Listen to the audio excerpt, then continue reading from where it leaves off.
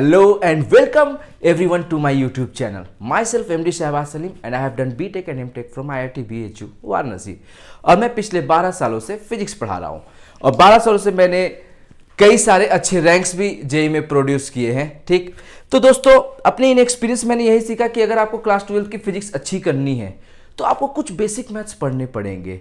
Already 2 videos basic maths के मैंने डाल दिए हैं, जो आपको एक वीडियो 10 मिनट का होगा जिसमें मैंने बेसिकली आपको डिफरेंशिएशन की बात की है, दूसरा वीडियो ग्राफ्स पे, वो तो आपको 5-6 मिनट की ही वीडियो होगी और ये तीसरा वीडियो जिसमें हम लोग बात करेंगे इंटीग्रेशन की।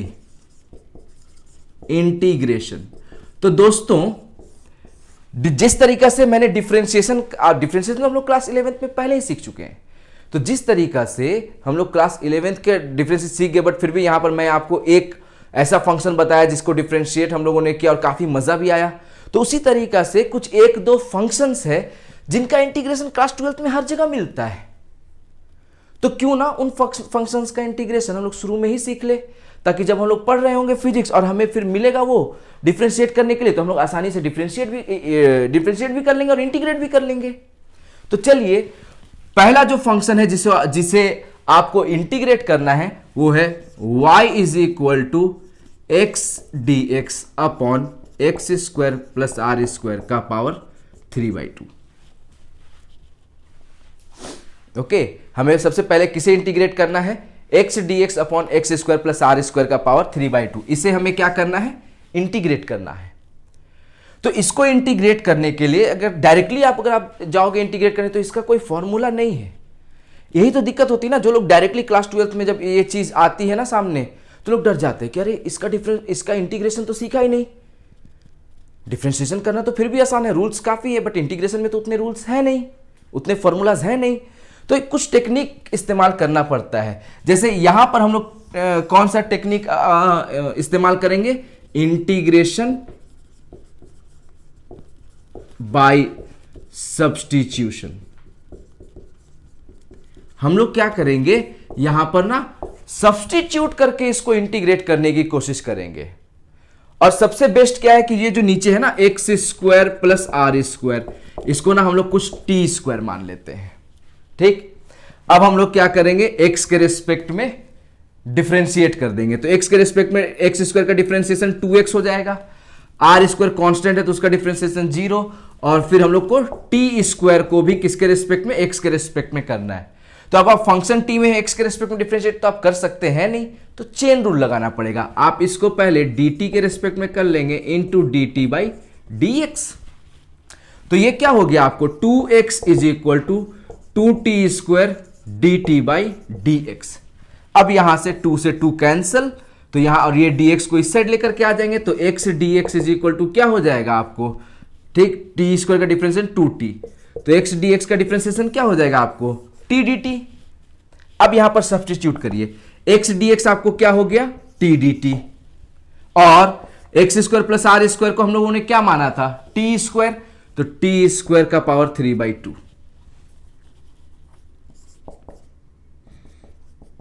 तो ये बेसिकली क्या हो जाएगा? ये t क्यूब हो जाएगा, तो t dt upon t cube, तो एक t से एक t कैंसिल, तो ये बेसिकली क्या हो गया? dt बाई टी स्क्वायर, और dt बाई टी स्क्वायर का इंटीग्रेशन क्या हो जाएगा? तो बेसिकली ये एक अलजेब्रिकल फंक्शन टाइप से है जिसका इंटीग्रेशन x का पावर n+1 बाई n+1 होता है, तो इसका इंटीग्रेशन क्या हो जाएगा? t का पावर, अब इसको t का पावर -2 dt भी तो लिख सकते हैं, हाँ कि नहीं?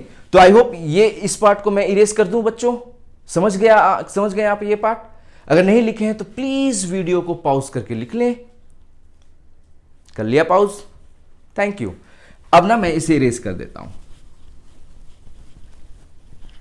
तो देखा हम लोगों ने कि हमें फंक्शन इंटीग्रेट के लिए फाइनली क्या बना? t के पावर -2 dt, तो इसका इंटीग्रेशन क्या हो जाएगा? t के पावर -2+1 बाई -2+1। ओके, तो फाइनली ये हमें क्या मिल गया? t के पावर -1 बाई -1, तो -1 इधर मल्टीप्लाई कर दीजिए। ठीक, तो ये -1 बाई टी हो गया कि नहीं हो गया? यानी -1 बाई, अब t क्या था? तो x square plus R square को t स्क्वायर माने थे। ठीक, तो t क्या हो जाएगा आपको? √(x² + r²। ठीक। और लास्ट में चूंकि हमने लिमिट्स तो दिए नहीं है, इनडिफिनिट इंटीग्रेशन है, तो लास्ट में एक कांस्टेंट क्या हो जाएगा आपको, c। तो बोलिए समझ में आया आपको ये इंटीग्रेशन। तो हम लोगों ने क्या किया, simply x dx by x plus R power 3/2 को सब्स्टिट्यूशन लगा करके क्या कर दिया, इंटीग्रेट कर दिया। तो बोलिए समझ में आया आपको। अगर प्लीज आपको ये वीडियो समझ में आया हो ना तो लाइक करिएगा, शेयर करिएगा, सब्सक्राइब करिएगा, और अगर कुछ नहीं समझ में आया है तो आप कमेंट करके भी आप बता सकते हो, मैं आपको रिप्लाई करूंगा। ओके फ्रेंड्स, तो चलिए तो ये हम लोगों ने सीख लिया इस टाइप के फंक्शन का इंटीग्रेशन। एक और है जो हम लोगों को काफी बार इंटीग्रेट करने के लिए मिल जाता है।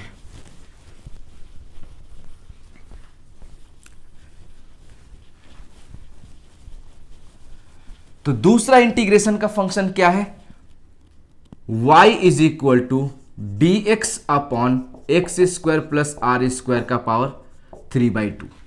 हमें इस फंक्शन को भी इंटीग्रेट करने के लिए काफी बार मिल जाता है। इस फंक्शन और पुराने फंक्शन में डिफरेंस क्या है, तो पुराने फंक्शन में वो x dx था, यहां पर ये x नहीं है, यहां पर सिर्फ क्या है आपका dx।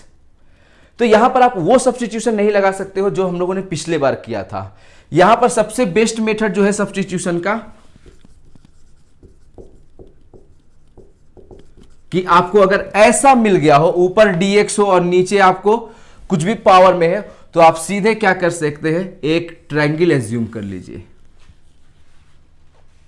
जहां पर ये लेट से आपको x, ये लेट से r है, तो ये root of x square plus R square हो जाएगा, और ये लेट से क्या है आपका थीटा। तो यहां से इस ट्रायंगल से हम लोग tan theta is equal to क्या बोल सकते हैं, x बाई आर, यानी कि x will be equal to r tan theta. तो यहां से dx बाई डी थीटा, हम लोग फंक्शन को थीटा के रेस्पेक्ट में डिफरेंशिएट कर दे रहे हैं, तो r तो कांस्टेंट है, tan थीटा का डिफरेंशिएशन क्या हो जाएगा, सेक स्क्वायर थीटा। तो यहां से आपको dx is equal to r sec square theta d theta, ये मिल गया, हाँ कि नहीं। तो हम लोग चुपचाप से क्या करेंगे, सब्स्टिट्यूट करेंगे। dx को हम लोग क्या लिख सकते हैं, r sec square theta d theta divided by, अब हम लोग x को r tan थीटा रख देंगे, x को क्या रख देंगे, r tan थीटा। ओके, तो आपको क्या है, function x square plus R square का पावर 3/2 है, ठीक। अब x को अगर आप r tan थीटा रखोगे तो ये क्या हो जाएगा, r square tan square theta plus R square का पावर 3/2। अब r स्क्वायर को ना आप कॉमन करके बाहर निकाल लो, तो क्या बच जाएगा, tan स्क्वायर थीटा प्लस 1 और r स्क्वायर का पावर 3/2, ठीक। तो ये 1 प्लस tan स्क्वायर थीटा क्या हो जाएगा आपको, सेक स्क्वायर थीटा का पावर 3/2, और ये भी क्या हो गया आपको r क्यूब, और ये क्या हो जाएगा आपको, स्क्वायर से स्क्वायर कैंसिल, तो ये basically r cube sec cube theta हुआ या नहीं हुआ। तो इसका मतलब क्या है कि ये पूरे टर्म को हम लोग सब्स्टिट्यूट करके क्या लिख सकते हैं, r cube sec cube theta. अब एक r से एक r कैंसिल, स्क्वायर से स्क्वायर कैंसिल, तो बेसिकली ये 1/r स्क्वायर, और नीचे में बस एक सेक थीटा बचेगा जो ऊपर जाके क्या हो जाएगा, कॉस थीटा डी थीटा, हाँ कि नहीं। एक सेक जो नीचे बचा था ऊपर जाके क्या हो, कॉस। तो बेसिकली हमें इंटीग्रेट किसको करना है, कॉस थीटा को। तो इंटीग्रेशन ऑफ कॉस थीटा क्या हो जाएगा आपको, कॉस थीटा का इंटीग्रेशन क्या होता है, साइन थीटा। यानी आप सीधे इसको क्या लिख सकते हो बताओ, ठीक। सीधे हम लोग अगर वहां पर चले जाएं,